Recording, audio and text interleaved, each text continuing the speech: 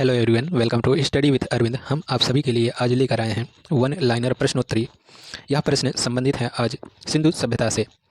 यह प्रश्न आपकी आगामी परीक्षा यूपीटी, जीटी, केवीएस आदि परीक्षाओं में यह प्रश्न बहुत ही महत्वपूर्ण और सहयोगी साबित होंगे। तो चलिए देखते हैं आज की वन लाइनर प्रश्नोत्तरी, जिसमें लगभग 100 प्रश्नों की का संग्रह है आप सबके लिए। तो चलिए देखते हैं।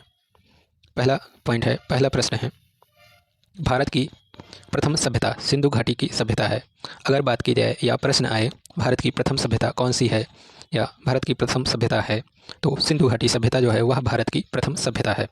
अगला पॉइंट है, सिंधु सभ्यता की खोज ब्रिटिश अधिकारी। तो यहाँ पे सिंधु सभ्यता की खोज ब्रिटिश अधिकारी sir John Marshall Dayaram Sahni ने 1921 में की थी। और अगर प्रश्न कुछ इस तरह से पूछ ले कि सिंधु घाटी या सिंधु सभ्यता की खोज सर्वप्रथम किसने की, तो सर्वप्रथम सिंधु सभ्यता की खोज 1878 में सर जनरल कनिंघम ने की थी। तो कनिंघम ने की थी 1878 में। सर्वप्रथम की बात आ जाए सिंधु घाटी सभ्यता की सर्वप्रथम खोज किसने की थी, तो 1878 में कनिंघम ने की थी। अगर इतना सिर्फ पूछे कि सिंधु सभ्यता की खोज किसने की थी, सर जॉन मार्शल और दयाराम साहनी ने मिलकर 1921 में की थी। दयाराम साहनी ने 1921 में उत्खनन किया था। अगला पॉइंट है, मोहनजोदड़ो के टीलों, जिसे मृतकों का टीला कहा जाता है, इसकी खोद या उत्खनन कार्य राखालदास बनर्जी ने की थी 1922 में।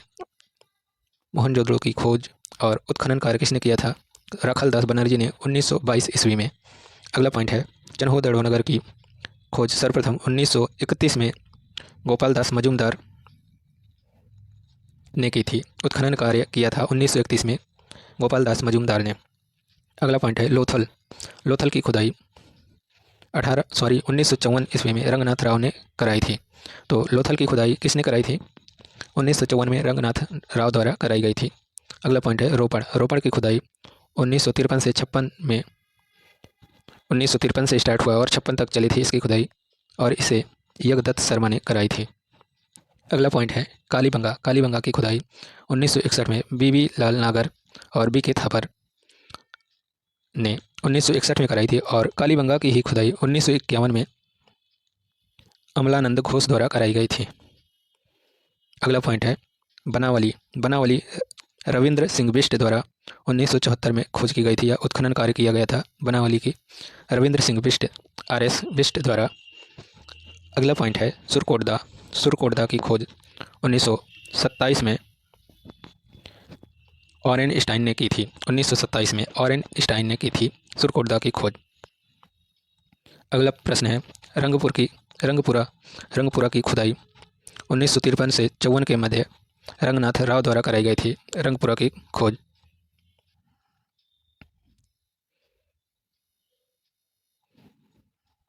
अगला पॉइंट है, सिंधु सभ्यता को वर्तमान में हड़प्पा सभ्यता कहा जाता है। तो सिंधु सभ्यता को वर्तमान में हड़प्पा सभ्यता भी कहा जाता है। अगला पॉइंट है, हड़प्पा सभ्यता को ऋग्वेद में हरियूपिया के नाम से जाना जाता है या कहा जाता है। तो सिंधु सभ्यता में हड़प्पा को हरियूपिया के नाम से या हरुपिया कहा जाता था। अगला पॉइंट है, सिंधु का बाग हड़प्पा में मोहनजोदड़ो के पुरा स्थल को कहा जाता है। तो सिंधु का बाग हड़प्पा में मोहनजोदड़ो के पूरा स्थल को कहा जाता है। अगला पॉइंट है, सिंधु सभ्यता के संपूर्ण क्षेत्र का आकार कैसा है, तो सिंधु सभ्यता के संपूर्ण क्षेत्र का आकार त्रिभुजा आकार है। अगला पॉइंट है, हड़प्पा सभ्यता की मुद्राएं मिट्टी से बनाई जाती हैं। तो हड़प्पा सभ्यता की मुद्राएं जो है किससे बनाई जाती थी, तो मिट्टी से बनाई जाती थी। अगला पॉइंट है, हड़प्पा सभ्यता की मुद्राएं आयताकार थी। तो हड़प्पा सभ्यता की मुद्राएं हैं कैसी थी या किस आकार की थी, तो आयताकार थी। अधिकतर हड़प्पाई मुहर पर सांड का चित्र बना हुआ है। तो हड़प्पा सभ्यता की मुहर पर अधिकांश चित्र किस जानवर के प्राप्त हुए हैं, तो सांड के। अगला पॉइंट है, सिंधु सभ्यता को सिंधु घाटी सभ्यता या हड़प्पा सभ्यता नगरीय सभ्यता भी कहा जाता है। तो सिंधु सभ्यता को अन्य कई नामों से जाना जाता है, जिसमें हड़प्पा सभ्यता नगरीय सभ्यता आदि नामों से जाना जाता है। सिंधु सभ्यता के अधिकांश नगर नदियों के किनारे बसे थे। तो सिंधु सभ्यता के जो अधिकांश नगर हैं वह कहाँ बसे थे, तो नदियों के किनारे बसे थे। अगला पॉइंट है, सिंधु सभ्यता में कालीबंगा से नक्काशीदार ईंटों के प्रयुक्त होने का प्रमाण मिलता है। तो नक्काशीदार ईंट कहाँ से प्राप्त हुए हैं? तो सिंधु सभ्यता के कालीबंगा से नक्काशीदार ईंट प्राप्त हुए हैं। तो नक्काशीदार ईंट कहाँ से प्राप्त हुए हैं? तो सिंधु सभ्यता के कालीबंगा से। सिंधु सभ्यता की सबसे बड़ी इमारत कौन सी है? तो सिंधु सभ्यता की सबसे बड़ी इमारत है मोहनजोदड़ो का अन्नागार। मोहनजोदड़ो का अन्नागार सिंधु सभ्यता की सबसे बड़ी इमारत है। अगला प्रश्न है या अगला पॉइंट है, सिंधु सभ्यता में प्रयुक्त ईंटों की लंबाई और चौड़ाई तथा ऊंचाई का अनुपात क्रमशः है। तो इसका अनुपात क्रमशः 4:2, 2:1 था।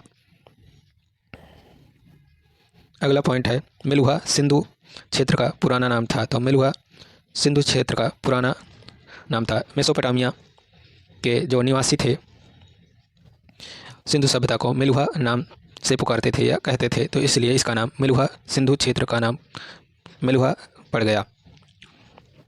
अगला पॉइंट है, सबसे पहले सिंधु सभ्यता के दो प्रमुख स्थल हड़प्पा और मोहनजोदड़ो मिले थे। तो सर्वप्रथम कौन से दो प्रमुख स्थल प्राप्त हुए थे सिंधु सभ्यता के? तो हड़प्पा और मोहनजोदड़ो जो है वह सर्वप्रथम प्राप्त हुए थे। अगला पॉइंट है, हड़प्पा नगर रावी नदी के किनारे स्थित है। तो हड़प्पा कहाँ किस नदी के किनारे स्थित है? तो रावी नदी के किनारे स्थित है। अगला पॉइंट है, लोथल किस नदी के किनारे स्थित है? तो लोथल जो है वह भगवा नदी के किनारे स्थित था या स्थित है। अगला पॉइंट है, मोहनजोदड़ो किस नदी के किनारे स्थित है? तो मोहनजोदड़ो सिंधु नदी के किनारे स्थित है। अगला पॉइंट है, स्वतंत्रता प्राप्ति के बाद हड़प्पा के सबसे अधिक स्थल गुजरात में खोजे गए हैं। तो हड़प्पा सभ्यता के सबसे अधिक स्थल स्वतंत्रता प्राप्ति के बाद खोजे गए हैं। तो कहाँ खोजे गए हैं? तो गुजरात में। स्वतंत्रता प्राप्ति के बाद सर्वप्रथम हड़प्पा सभ्यता के स्थल खोजे गए हैं गुजरात में। अगला पॉइंट है, हड़प्पावासी फिनीसिया के मूल निवासी थे। तो हड़प्पावासी जो थे वह फिनीसिया एक जगह का नाम है, वहाँ के मूल निवासी थे। अगला पॉइंट है, सर्वप्रथम कपास उपजाने का श्रेय हड़प्पा वासियों को जाता है। तो सर्वप्रथम कपास उपजाने का श्रेय कहाँ के लोगों को जाता है? तो हड़प्पा वासियों का।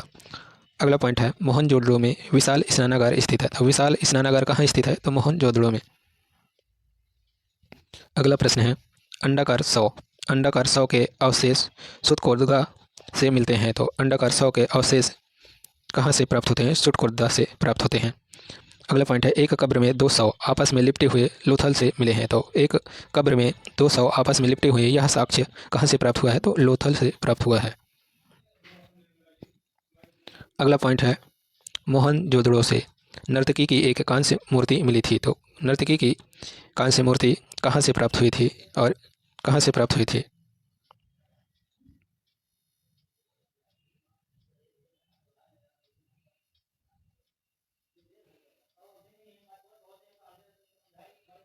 तो कांस्य मूर्ति जो प्राप्त हुई थी वह मोहनजोदड़ो से प्राप्त हुई थी और इसकी ऊंचाई थी 10.5। यह प्रश्न आ चुका है कि इसकी हाइट कितनी थी? तो 10.5 था। यह प्रश्न शुरुआत में बहुत विवादित था, पर जो एनसीईआरटी माना था या एनसीईआरटी की बुकों में प्राप्त है वह 10.5 प्राप्त है। तो इसका जो साइज होगा कांस्य मूर्ति की नर्तकी की तो 10.5 सेंटीमीटर है। अगला पॉइंट है, पुजारी का सिर मोहनजोदड़ो से मिलता है। तो पुजारी का सिर जो है कहाँ से प्राप्त होता है? तो मोहनजोदड़ो से। अगला पॉइंट है, सिंधु सभ्यता का प्रधान बंदरगाह कौन सा था? तो लोथल सिंधु सभ्यता का प्रधान बंदरगाह था। अगला प्रश्न है, सिंधु सभ्यता के लोगों ने नगरों तथा घरों के विन्यास के लिए ग्रिड पद्धति अपनाते थे। तो सिंधु सभ्यता के लोगों ने नगरों तथा घरों के विन्यास के लिए कौन सी पद्धति अपनाते थे? तो ग्रिड पद्धति अपनाते थे। अगला पॉइंट है, सिंधु सभ्यता के निवासी शाकाहारी और मांसाहारी दोनों ही प्रकार के भोजन करते थे। तो सिंधु सभ्यता के जो निवासी थे वह शाकाहारी एवं मांसाहारी दोनों प्रकार के भोजन करते थे। अगला प्रश्न है, अगला पॉइंट है, सिंधु सभ्यता के निवासी सूती तथा ऊनी दोनों प्रकार के वस्त्र पहनते थे। तो सिंधु सभ्यता के जो निवासी थी वह सूती तथा ऊनी दोनों प्रकार के वस्त्र पहनते थे। अगला पॉइंट है, सिंधु सभ्यता के मानव आवागमन के लिए 2 पहिए तथा 4 पहियों वाली बैलगाड़ी का प्रयोग करते थे। अगला पॉइंट है, सिंधु सभ्यता के निवासी मनोरंजन के लिए शतरंज, संगीत, नृत्य, जुआ आदि खेलते थे। अगला पॉइंट है, सिंधु सभ्यता के निवासी मातृ देवी और शिवलिंग की उपासना करते थे। तो सिंधु सभ्यता के निवासी किसकी उपासना करते थे? शिवलिंग अथवा मातृ देवी की। अगला पॉइंट है, सिंधु सभ्यता के लोग धरती को उर्वरता की देवी मानकर उपासना करते थे। तो जो पृथ्वी है उसे उर्वरता की देवी मानकर सिंधु सभ्यता के लोग इसकी उपासना करते थे। अगला प्रश्न है या अगला पॉइंट है, वृक्ष पूजा और शिव पूजा के प्रचलन के साक्ष्य भी सिंधु सभ्यता से प्राप्त हुए हैं। तो वृक्ष पूजा तथा शिव पूजा के प्रचलन कहाँ से प्राप्त हुए हैं या साक्ष्य कहाँ से प्राप्त हुए हैं? तो सिंधु सभ्यता से। अगला पॉइंट है, स्वास्तिक चिन्ह हड़प्पा सभ्यता की देन है। तो स्वास्तिक चिन्ह जो है वह किस सभ्यता की देन है? तो हड़प्पा सभ्यता की देन है स्वास्तिक चिन्ह। अगला प्रश्न है या अगला पॉइंट है, पशुओं में कुबड़ वाला सांड इस सभ्यता के लोगों के लिए विशेष पूजनीय था। तो विशेष पूजनीय कौन सा जानवर था? तो कुबड़ वाला सांड जो है वह सिंधु सभ्यता के लोगों के लिए विशेष पूजनीय था।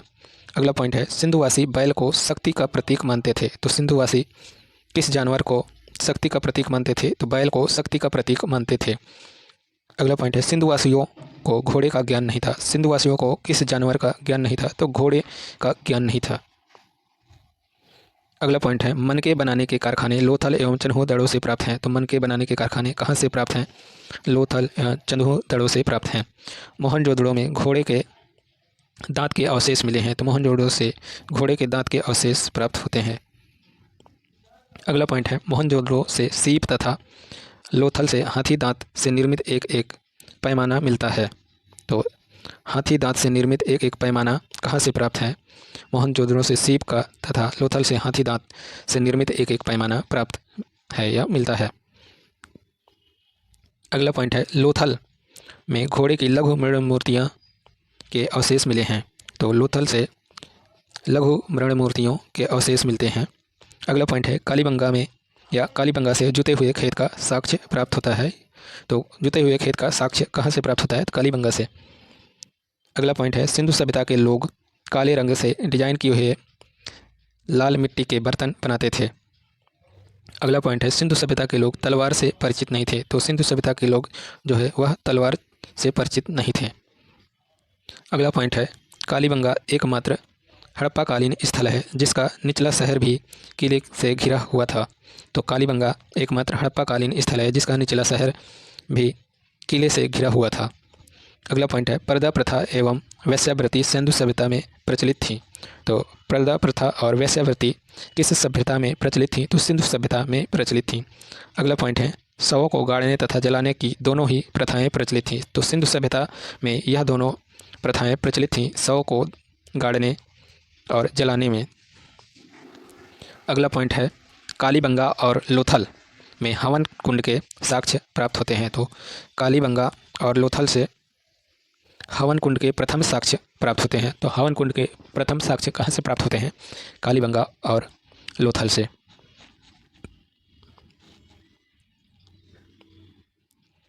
अगला पॉइंट है, मेहरगढ़ से भारत में कृषि का प्राचीनतम साक्ष्य मिला है। तो भारत में कृषि का प्राचीनतम साक्ष्य कहाँ से प्राप्त होता है? तो मेहरगढ़ से।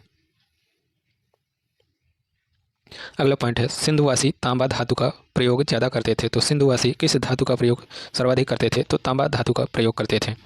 सिंधुवासी को लोहा धातु का ज्ञान नहीं था। तो सिंधुवासी जो थे वह लोहे से अपरिचित थे।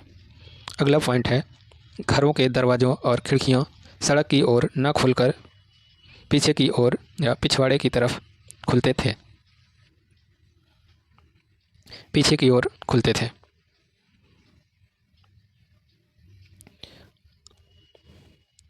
अगला पॉइंट है, केवल लोथल नगर के घरों के दरवाजे सड़क की ओर खुलते थे, बाकी जो भी नगर थे उनके दरवाजे पीछे की तरफ खुलते थे या पीछे घर के पीछे की तरफ को पिछवाड़े की तरफ भी बोला जाता है। अगला पॉइंट है, सिंधुवासी मिठास शहद का प्रयोग करते थे, मीठे के लिए शहद का प्रयोग करते थे। अगला पॉइंट है, मोहनजोदड़ो की सड़कों की लंबाई 400 मीटर और चौड़ाई 10 मीटर थी। अगला पॉइंट है, सिंधुवासी का प्रथम या प्रमुख पेशा कृषि तथा पशुपालन था। तो सिंधुवासियों का प्रमुख पेशा या उद्योग के तौर पर कृषि एवं पशुपालन था। अगला पॉइंट है, हड़प्पावासी सुमेर देश से व्यापार करते थे। तो हड़प्पावासी किस देश से व्यापार करते थे? तो सुमेर देश से व्यापार करते थे। अगला पॉइंट है, सिंधु सभ्यता के निवास के लिए बाढ़, सूखा या विदेशी आक्रमण को जिम्मेदार ठहराया जाता है। तो सिंधु सभ्यता के विनाश के लिए बाढ़, सूखा और विदेशी आक्रमण के लिए ठहराया जाता है। अगला पॉइंट है, प्रथम बार कांस्य के प्रयोग के कारण इसे कांस्य सभ्यता भी कहा जाता है। जो सिंधु घाटी सभ्यता है तो इसे कांस्य सभ्यता भी कहा जाता है। अगला पॉइंट है इतिहास का पिता किसे समझा जाता है या कहा जाता है? तो हेरोडोटस को इतिहास का पिता कहा जाता है। अगला पॉइंट है जिस काल में मानव की घटनाओं का कोई लिखित वर्णन नहीं होता उस काल को क्या कहा जाता है? तो जिस काल में मानव की घटनाओं का कोई लिखित वर्णन न हो उस काल को प्रागैतिहासिक काल कहा जाता है या कहते हैं। अगला पॉइंट है मानव जीवन की घटनाओं का लिखित वर्णन क्या कहलाता है? तो मानव जीवन की लिखित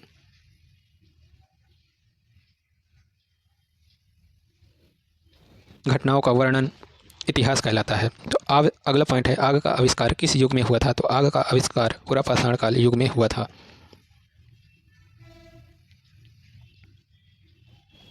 अगला पॉइंट है पुरापाषाण युग में मानव की जीविका का मुख्य आधार क्या था? तो शिकार था। जो शिकार है वह मानव की जीविका का मुख्य आधार था। पहिए का आविष्कार किस युग में हुआ? तो पहिए का आविष्कार नवपाषाण युग में हुआ था। अगला पॉइंट है हड़प्पा सभ्यता का प्रचलित नाम कौन सा है? तो हड़प्पा सभ्यता का प्रचलित नाम है सिंधु घाटी की सभ्यता। अगला पॉइंट है सिंधु सभ्यता का काल क्या माना जाता है? तो कार्बन डेटिंग के अनुसार सिंधु सभ्यता का काल 2500 से 1750 ईसा पूर्व माना जाता है। अगला पॉइंट है सिंधु घाटी की सभ्यता में सर्वप्रथम घोड़े के अवशेष कहाँ प्राप्त होते हैं? तो सर्वप्रथम घोड़े के अवशेष सुरकोटदा से प्राप्त होते हैं। अगला पॉइंट है सिंधु घाटी की सभ्यता के लोगों का मुख्य व्यवसाय क्या था? तो सिंधु घाटी की सभ्यता के लोगों का मुख्य व्यवसाय व्यापार था। अगला पॉइंट है हड़प्पा की सभ्यता किस युग की सभ्यता थी? तो हड़प्पा की सभ्यता कांस्य युग की सभ्यता थी। अगला पॉइंट है सिंधु घाटी की सभ्यता में घर किससे बने थे? तो सिंधु घाटी की सभ्यता में घर जो है ईंटों से निर्मित थे या बने थे। अगला पॉइंट है हड़प्पा के लोग कौन कौन सी फसल में सबसे आगे थे? तो हड़प्पा निवासी जो थे वह कपास उत्पादन में सबसे आगे थे। अगला पॉइंट है हड़प्पा की सभ्यता की खोज सर्वप्रथम किसने की? तो हड़प्पा सभ्यता की खोज की बात आए तो इसकी सर्वप्रथम खोज दयाराम साहनी ने 1921 में की। अगर सिंधु सभ्यता की बात आए सर्वप्रथम खोज किसने की? तो 1878 में सर जनरल कनिंघम ने की थी। अगला पॉइंट है सिंधु सभ्यता का प्रमुख बंदरगाह कौन था? तो सिंधु सभ्यता का प्रमुख बंदरगाह लोथल था।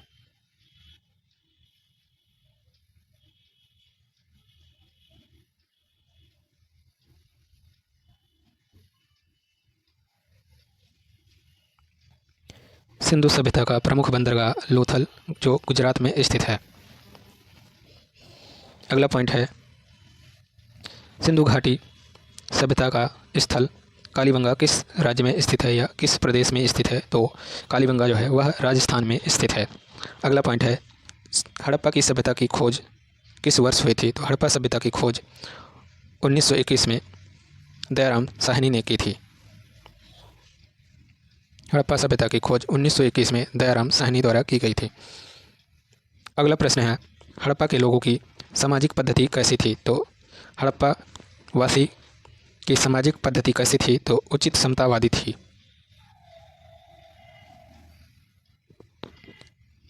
अगला पॉइंट है नखलिस्तान सिंधु सभ्यता के किस स्थल को कहा जाता है?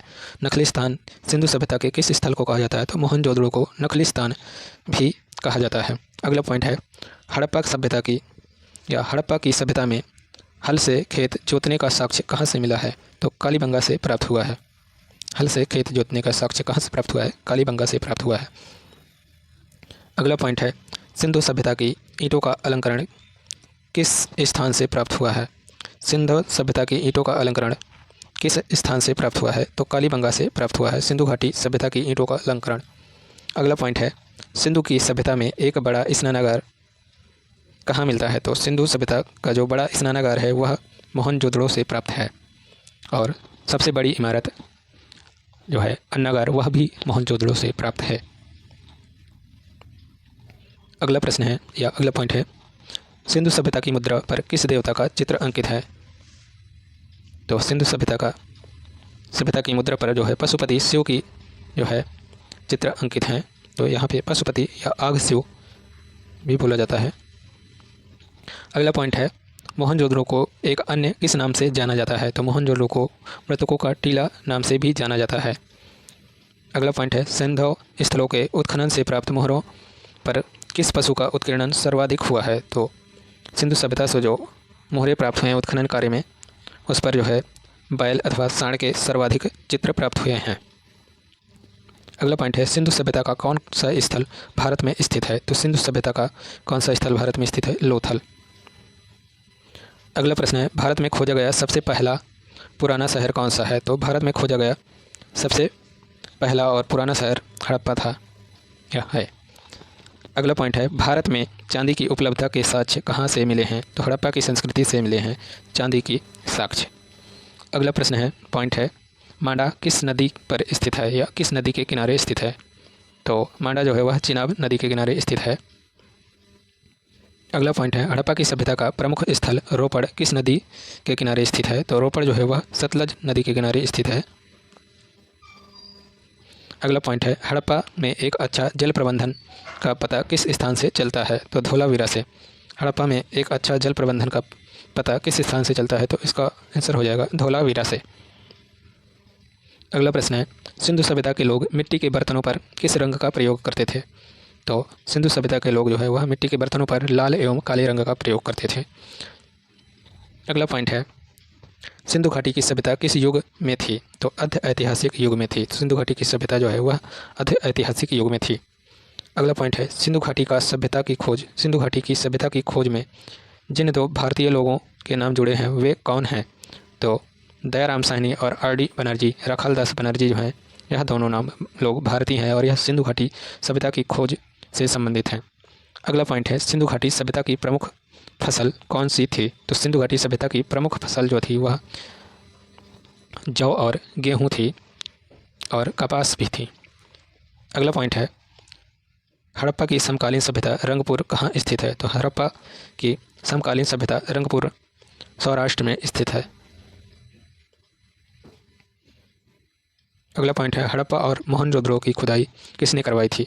तो हड़प्पा और मोहनजोदड़ो की खुदाई सर जॉन मार्शल ने करवाई थी। सर जॉन मार्शल के सानिध्य में राखालदास बनर्जी और दयाराम साहनी ने की थी।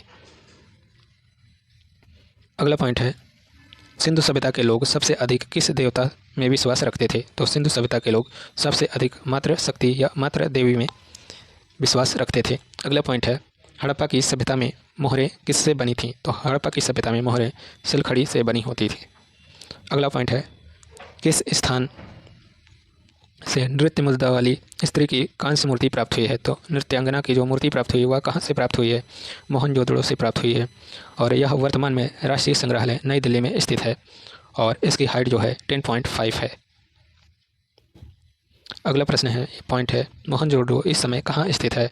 तो मोहनजोदड़ो वर्तमान में पाकिस्तान सिंध प्रांत में स्थित है। अगला पॉइंट है हड़प्पा वासियों ने सर्वप्रथम किस धातु का प्रयोग किया था? तो हड़प्पा वासियों ने सर्वप्रथम तांबे का प्रयोग किया था। अगला पॉइंट है स्वतंत्रता के बाद भारत में हड़प्पा के युग के स्थानों की खोज सबसे अधिक किस स्थान या किस राज्य में हुई थी? तो गुजरात में हुई थी। अगला पॉइंट है हड़प्पा के निवासी किस धातु से अपरिचित थे या परिचित नहीं थे? लोहा से। अगला प्रश्न है पॉइंट है हड़प्पा की सभ्यता किस युग की सभ्यता है? तो हड़प्पा की सभ्यता जो है वह ताम्र युग की सभ्यता है।